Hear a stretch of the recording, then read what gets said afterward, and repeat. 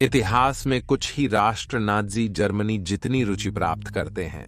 जब हम इस फांसीवादी महाशक्ति का अध्ययन करते हैं तो हम खुद से कई प्रश्न पूछते हैं, जिनमें से अधिकांश क्यों शब्द से शुरू होते हैं। वास्तविकता यह है कि नाजियों के विषय में कई अनुत्तरित प्रश्न हैं, जिनके उत्तर शायद कभी नहीं मिलेंगे। आज के एपिसोड में हम इनमें से 6 प्रश्नों का पता लगाएंगे। नाजी जर्मनी के 6 रहस्य। विश्व युद्धों में आपका स्वागत है।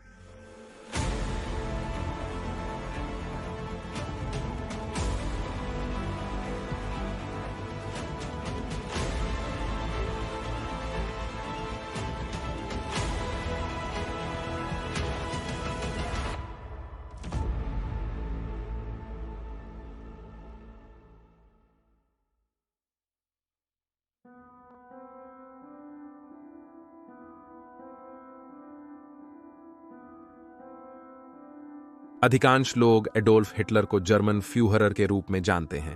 हालांकि हिटलर के बारे में कम जानकारी है।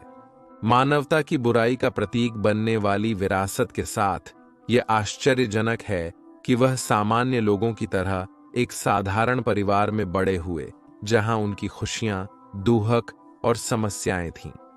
हिटलर के जर्मनी से संबंध होने के बावजूद उनका ऑस्ट्रियाई जन्म होना सामान्य ज्ञान है। हालांकि दोनों देशों ने 1938 के अंशलुस से कई दशकों पहले एक सहजीवी संबंध साझा किया था। जैसे ही हिटलर का नाजी पार्टी में प्रभाव बढ़ रहा था, 1925 में उसने अपनी सौतेली बहन एंजेला राउबेल को उसके पति की मृत्यु के बाद घरेलू नौकरानी की भूमिका में नियुक्त किया, और एंजेला राउबेल अकेले हिटलर के निवास पर नहीं आई थी।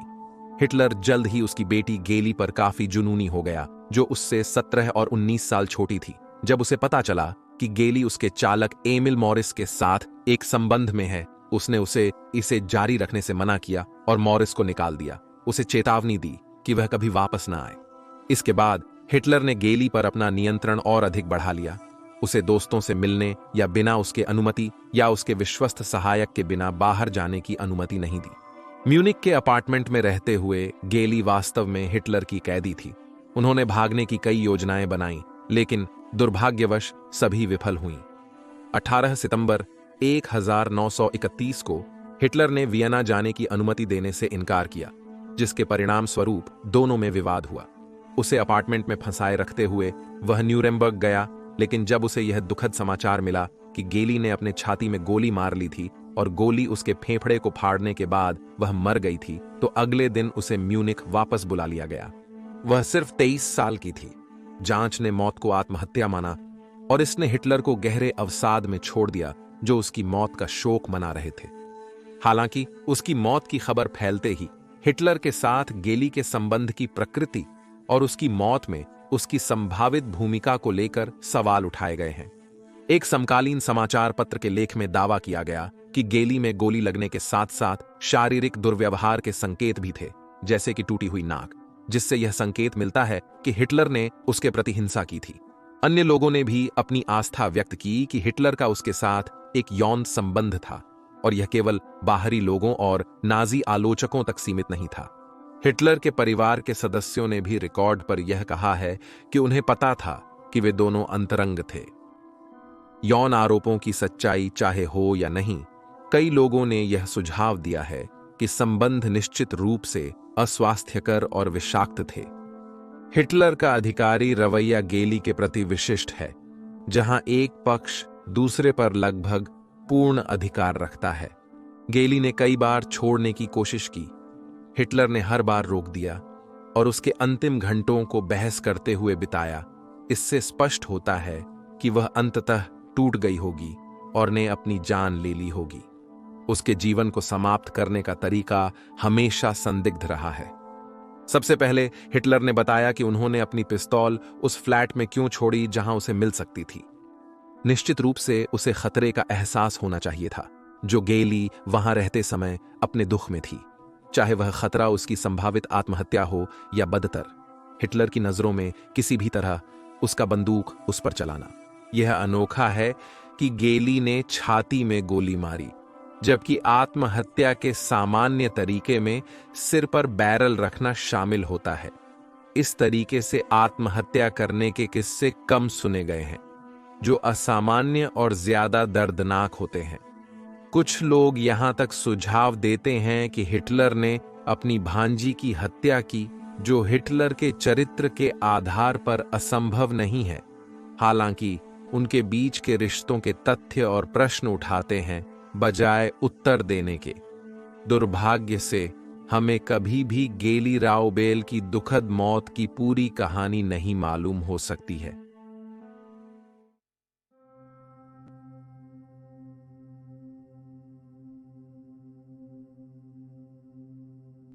नाजी विचारधारा ने प्रतीकवाद और भाग्य की अवधारणा पर भारी निर्भरता दिखाई। उनके लिए भाग्य ने इतिहास को इस तरह से व्यवस्थित किया था कि वे ग्रह पर श्रेष्ठ राष्ट्र और जाति के रूप में अपना स्थान ले सकें। इस विश्वास को साबित करने के लिए नाजी जर्मनी ने एक व्यापक पुरातात्विक कार्यक्रम का उपक्रम किया, उम्मीद करते हुए कि वे आर्य जाति के वंशजों के सबूत खोज सकें, जो जेनेटिक रूप से शुद्ध, कम से कम नाजियों की नजरों में, यूरोपीय जातियों से, जैसे कि वाइकिंग संस्कृति को विशेष रूप से आकर्षित किया गया था और नाजी विचारधारा पर प्रभाव पड़ा था। सितंबर 1939 में जर्मन और अंततः सोवियत सेनाओं ने पोलैंड पर अधिकार कर लिया। जर्मनों ने खुद को अपनी नस्लीय विरासत के एक महत्वपूर्ण टुकड़े के रूप में देखा, एक कंकाल जो स्पष्ट रूप से एक 10वीं शताब्दी के वाइकिंग योद्धा का था, जिसे प्राग कैसल में यूक्रेनी पुरातत्वविद इवान बोरकोव्स्की द्वारा 1928 में खोजा गया था। पुरुष कंकाल को उसके सिर बाएं ओर झुका, दाहिना हाथ तलवार पर, बाएं हाथ के पास चाकू की जोड़ी और कब्र के आसपास बिखरे उपकरण जैसे आग जलाने के उपकरण के साथ मिला। नाजियों ने इस कंकाल को अपनाया, यह दिखाने के लिए कि हिटलर सिर्फ खोई हुई भूमि को वापस पाने का प्रयास कर रहे थे, न कि बिना कारण के हमला कर रहे थे।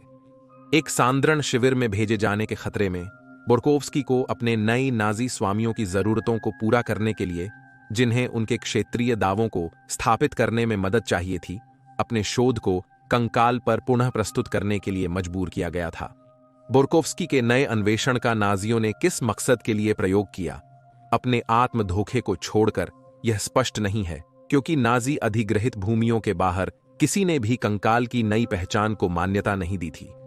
फिर भी बर्लिन की बात करते हुए कंकाल ने जर्मेनिक लोगों को उनके वाइकिंग पूर्वजों से जोड़ा, और यही तरीका 4 साल बाद तक लागू रहा, जब सोवियत रेड आर्मी ने नाजियों को उनकी सीमाओं तक वापस धकेल दिया। दुर्भाग्य से बोरकोव्स्की के इतिहास ने अजीब तरीके से खुद को दोहराया, क्योंकि अब उसके नए सोवियत स्वामी ने उसे गुलाग में भेजने की धमकी दी अगर उसने अपना नया काम प्रकाशित नहीं किया, जिसमें दावा किया गया कि कंकाल एक स्लाविक सदस्य था, वंश। बोरकोव्स्की ने फिर से अपने निष्कर्ष पर यू टर्न ले लिया, लेकिन यह सवाल वस्तुनिष्ठ दिमाग वालों के लिए अब भी है कि वास्तव में यह आदमी कौन था और कहां से आया था। आधुनिक शोधकर्ताओं ने राजनीतिक बाधाओं को दूर करके निष्कर्ष पर पहुंचा है कि वह आदमी वास्तव में उत्तरी यूरोप, विशेष रूप से बाल्टिक सागर के तट से आया था, जो उसे वाइकिंग होने का प्रमुख उम्मीदवार बनाता है। हालांकि शोधकर्ताओं का मानना है कि यह उतना स्पष्ट नहीं, जैसा पुरातत्वविद जॉन फ्रेलिक ने 2019 में बीबीसी को बताया। बस बाल्टिक में जन्मे होने से वह स्वचालित रूप से वाइकिंग नहीं बन जाता। उस समय बाल्टिक सागर के दक्षिणी तट पर स्लाव, बाल्टिक जनजातियां और अन्य रहते थे। इसलिए यह रहस्य बना हुआ है कि इस व्यक्ति की उत्पत्ति क्या थी, जो उसे पता भी नहीं चला। मानव इतिहास के सबसे अंधेरे समय के दौरान नाजियों और सोवियतों दोनों का मोहरा बन जाएगा, उसकी मृत्यु के लगभग 1000 वर्षों के बाद, जबकि मित्र राष्ट्रों की नाजी जर्मनी की धारणा एक एकल, एकीकृत सुपर राज्य की है, जो वैश्विक वर्चस्व और नस्लीय शुद्धता पर आधारित है।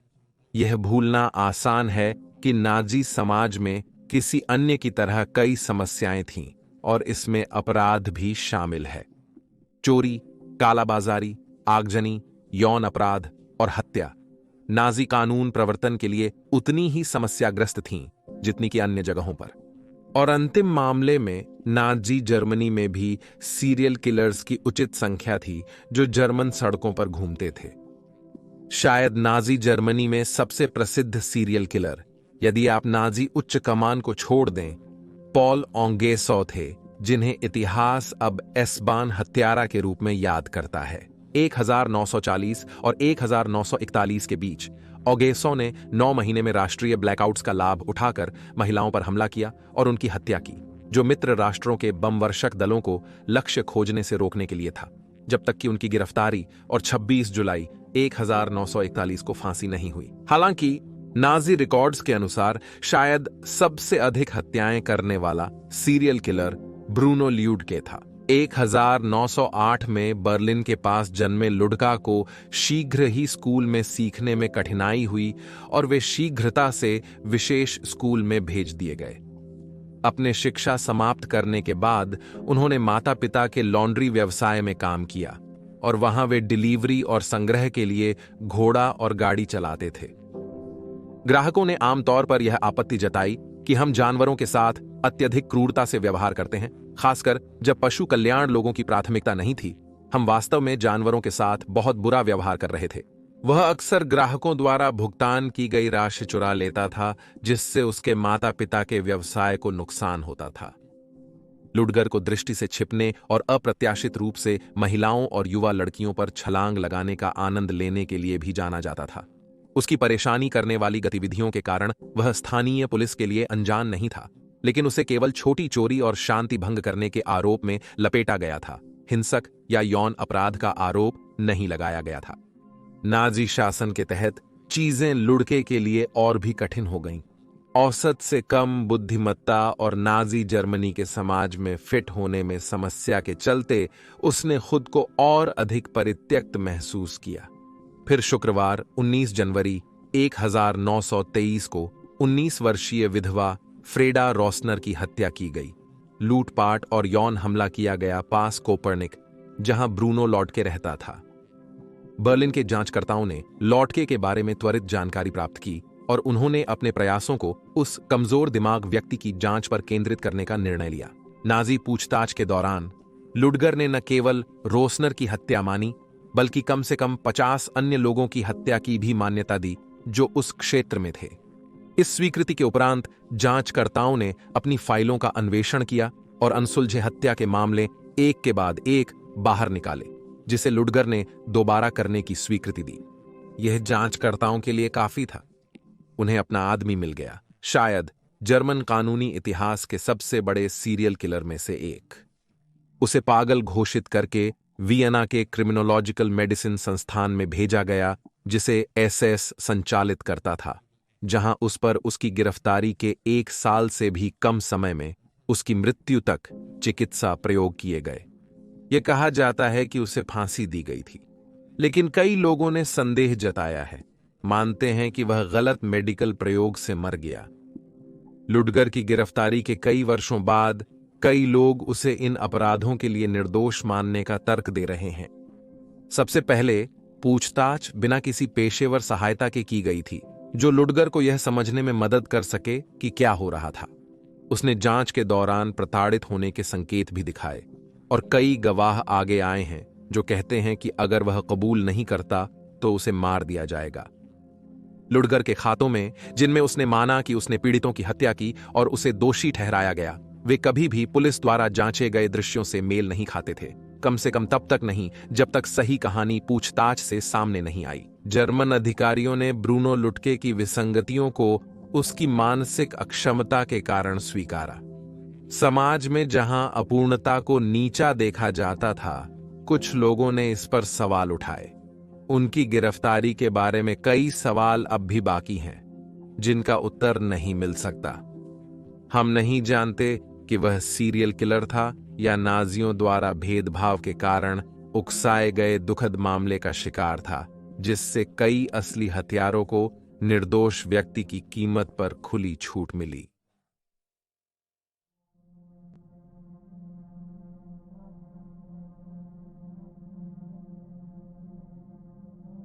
पर्ल हार्बर पर हमले के बाद संयुक्त राज्य अमेरिका पर युद्ध की घोषणा करने के बाद हिटलर यूएस मुख्य भूमि पर किसी तरह से हमला करने और विशेष रूप से न्यूयॉर्क सिटी पर बमबारी करने के लिए जुनूनी हो गया। फ्यूहरर की मांगों का जवाब देते हुए जर्मन वैज्ञानिकों और इंजीनियरों ने न्यूयॉर्क सिटी के दिलों में डर पैदा करने के लिए विभिन्न संभावित आश्चर्यजनक हथियारों या वुंडरवाफे का विकास शुरू किया, जो पारंपरिक से लेकर सचमुच अजीबोगरीब तक थे। हमारे चैनल पर इन वुंडरवाफे के बारे में एक वीडियो है, जिसे देख सकते हैं अगर और जानना चाहते हैं। अमेरिका पर हमला करने का सबसे आशाजनक लेकिन किसी भी तरह से आसान नहीं तरीका एक ट्रांसअटलांटिक बॉम्बर विकसित करना था। तथाकथित अमेरिका बॉम्बर प्रोजेक्ट के लिए जर्मन निर्माताओं द्वारा 4 प्रस्ताव प्रस्तुत किए गए थे। इन प्रस्तावों में से जंकर्स कंपनी द्वारा प्रस्तुत डिजाइन सबसे आगे था, जिन्होंने पहले ही स्टुका डाइव बॉम्बर का उत्पादन करके अपने लिए एक नाम कमा लिया था। JU-390 से उम्मीद की जा रही थी कि वह लगभग 5.0 किलोमीटर की दूरी तक 4,255 पाउंड के बम लोड के साथ उड़ान भरेगा। उनके समय के लिए प्रभावशाली आंकड़े और नंबरों में सुधार के लिए और अधिक उन्नत संस्करण तैयार किए जा रहे थे। इस विमान की सीमा बढ़ाने और अपने ट्रांसअटलांटिक बमबारी मिशनों के चालक दल की सुरक्षा सुधार के लिए हवा से हवा में ईंधन भरने के विचार भी हो रहे थे। 2 विमानों का निर्माण हुआ, परंतु सुधारित दूसरा प्रोटोटाइप कभी उड़ान नहीं भर पाया। नॉर्मंडी में सहयोगियों के उतरने और फ्रांसीसी हवाई क्षेत्रों पर कब्जा होने के बाद, जहां से अमेरिकी बॉम्बर को उड़ान भरनी थी, कार्यक्रम को रद्द कर दिया गया था। लड़ाकू विमान उत्पादन के लिए तत्काल आवश्यकता के लिए परियोजनाओं के संसाधनों को पुनः निर्देशित किया गया। हालांकि युद्ध के अंत के बाद से JU-390 काफी अटकलों का विषय रहा है और इसके विपरीत साक्ष्य होने के बावजूद विमान द्वारा जर्मन पूर्वी तट तक एक परीक्षण उड़ान भरने की कहानियां बनी रहती हैं। कई रिपोर्ट्स युद्ध के बाद लुफ्तवाफे कर्मियों की पूछताछ और अन्य इतिहासकारों के दावे के आधार पर आती हैं, जो परियोजना के करीबी सूत्र रखते हैं। हालांकि एक सूत्र जर्मनों से नहीं आता, बल्कि अमेरिका के मैन राज्य में एक दिन टहल रहे एक बुजुर्ग दंपति से आता है। इत्तेफाक से सितंबर 1944 में जब एक दंपति उल्लू के सिर वाले प्रकाश स्तंभ के पास समुद्र तट पर घूम रहे थे, तब उन्होंने आसमान में एक विमान देखा। विमान देखना उस दंपति के लिए सामान्य नहीं था, परंतु यह विमान विशेष था। यह गहरा हरा और काला था और जिन 2 या 4 इंजन वाले विमानों के वे आदी थे, उससे अलग इसमें स्पष्ट रूप से 6 इंजन थे। विमान परेशानी में था और दंपति के इसे खोने से पहले यह धीरे धीरे नीचे उतर रहा था। तत्काल क्षेत्र की सतही जांच की गई, हालांकि कुछ भी महत्वपूर्ण नहीं पाया गया। लेकिन फिर लगभग 10 दिनों के बाद 3 शव समुद्र तट पर बहकर आ गए। घटनास्थल पर मौजूद गवाहों के अनुसार एक मृतक ने जर्मन लुफ्तवाफे सिग्नल कोर की ग्रे नीली वर्दी पहनी थी। अधिकारियों ने शवों को इकट्ठा करने और ले जाने के बाद भीड़ ने स्वाभाविक रूप से घटनास्थल के आसपास इकट्ठा होना शुरू कर दिया। फिर सैन्य कर्मियों ने भीड़ को बताया कि शव एक यू-बोट के थे, जिसे संभवतः नौसेना ने नष्ट कर दिया था। लेकिन जब भीड़ ने विमान की बात की, जोड़े ने देखने के बाद सैन्य कर्मियों ने क्रोधित होकर दावा किया कि पुरुष एक यू-बोट से थे। उन्होंने सूचना दी कि किसी भी विपरीत बयान के परिणाम होंगे, जिसके कारण 6 इंजन वाले विमान की कहानी 1980 के दशक तक लोक कथा बनी रही, जब तक गवाह अपनी कहानी साझा करने के लिए आगे नहीं आए। तब से कई प्रयास मलबा खोजने के किए गए हैं, लेकिन कहानी की पुष्टि अभी तक नहीं हुई है। तो हम इस रहस्यमयी विमान दृश्य और शवों का क्या अर्थ निकाल सकते हैं? सबसे स्पष्ट व्याख्या यह है कि यह एक गलत पहचान का मामला था, जो अत्यधिक उत्साहित कल्पनाओं से जुड़ा था और एक कहानी बनाई गई जो वर्षों तक दोहराई गई, जब तक कि यह अंतिम रूप तक नहीं पहुंच गई। विमान जो उस जोड़े ने देखा, वह अमेरिकी प्रकारों में से एक हो सकता था। सूर्य की रोशनी या बादल के कारण अनोखे कोण से देखा गया था, या मरे हुए जर्मनों की वर्दियां जो पानी में बहुत समय तक रही और गलत पहचाने गए थे, ने उसे अलग रूप दिया। फिर भी यह संभव है कि विमान जर्मन था और नाजी जर्मनी के पतन के दौरान उसके मिशन के रिकॉर्ड खो गए थे। यह भी संभावना है कि यह JU 390 के बजाय एक अन्य जर्मन 6 इंजन प्रकार BV 222 था। तथ्य, लोककथा या कल्पना, यह बस एक और रहस्य है जिसका सच हमें कभी नहीं पता चल सकता।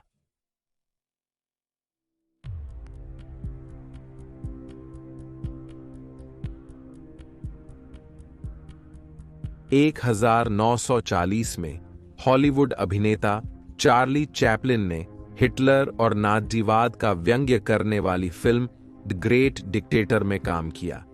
इस फिल्म में उन्होंने एक शक्तिशाली एवं भावनात्मक भाषण दिया जो हिटलर के न्यूरेमबर्ग भाषणों की तर्ज पर था।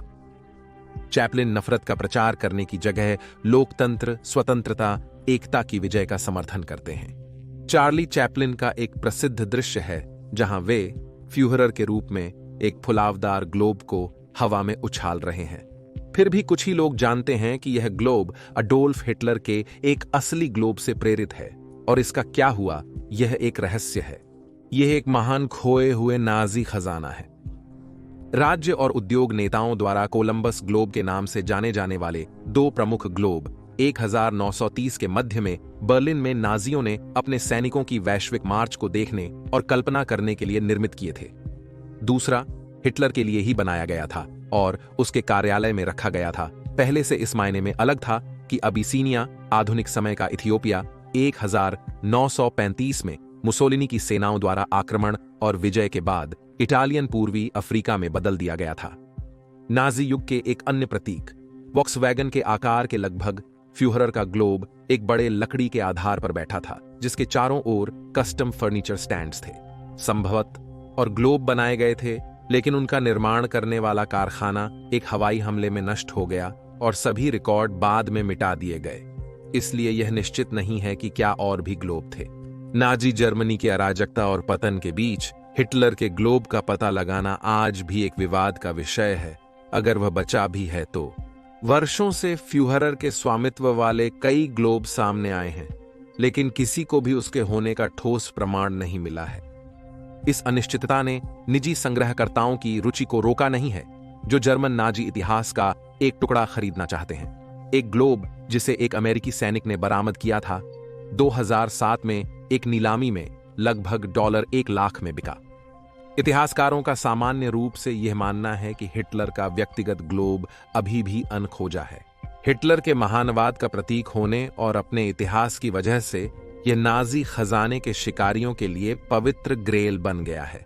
समस्या यह है कि हिटलर के कार्यालय के विशिष्ट ग्लोब की फोटोग्राफिक साक्ष्यता कम है और कई नाजी ग्लोब या तो मित्र देशों के सैनिकों द्वारा विकृत या नष्ट कर दिए गए थे, जर्मनी में खरोंच लगाई गई या गोलियां चलाई गई थीं।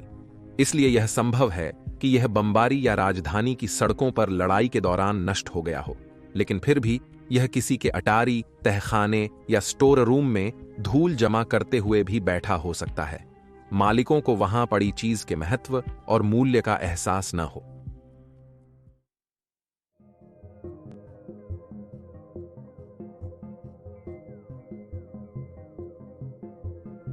दो 2005 में डिज्नी की फिल्म होल्स से प्रेरित एक 11 वर्षीय लड़के ने न्यूजीलैंड के ड्यूनेडिन में अपने पिछवाड़े में खुदाई करने का निर्णय लिया।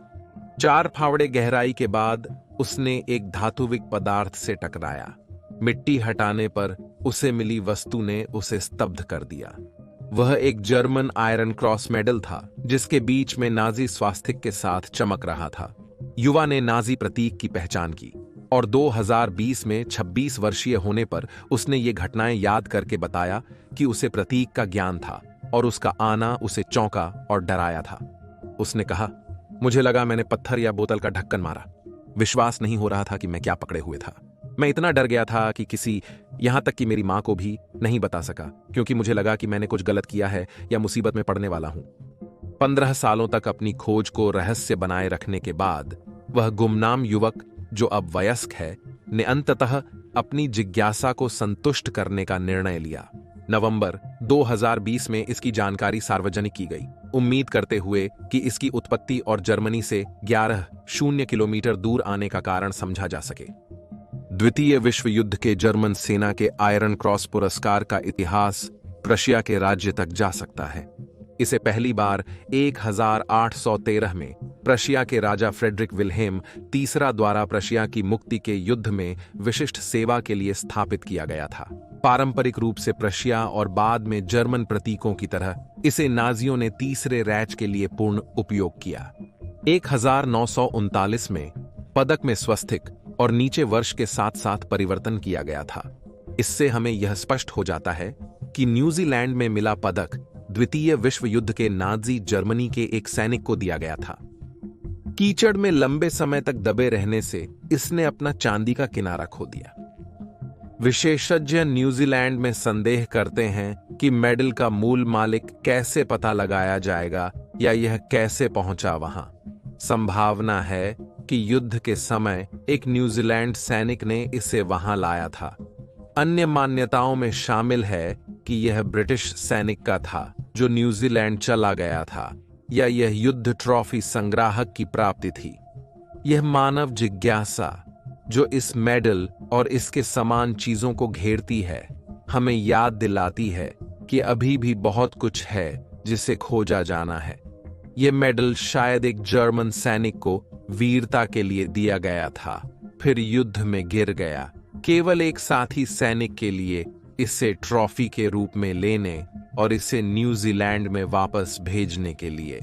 इतिहास की बड़ी योजना में यह एक छोटी सी कहानी है, लेकिन जिस सैनिक को पदक दिया गया, जिसने व्यक्ति को मारकर इसे लिया, और उस लड़के के लिए जिसने इसे वर्षों बाद पाया, शायद यह उनके जीवन का सबसे अहम क्षण था। एक रहस्यमय युद्ध की कलाकृति द्वारा राष्ट्रों, विचारधाराओं, भाषाओं और समय के पार एकजुट। वहां आपके पास नाजी जर्मनी के 6 रहस्य हैं। कृपया अपनी प्रतिक्रिया नीचे छोड़ें, इस वीडियो को पसंद करें और चैनल के समर्थन के लिए सब्सक्राइब करें। धन्यवाद और अगली बार तक।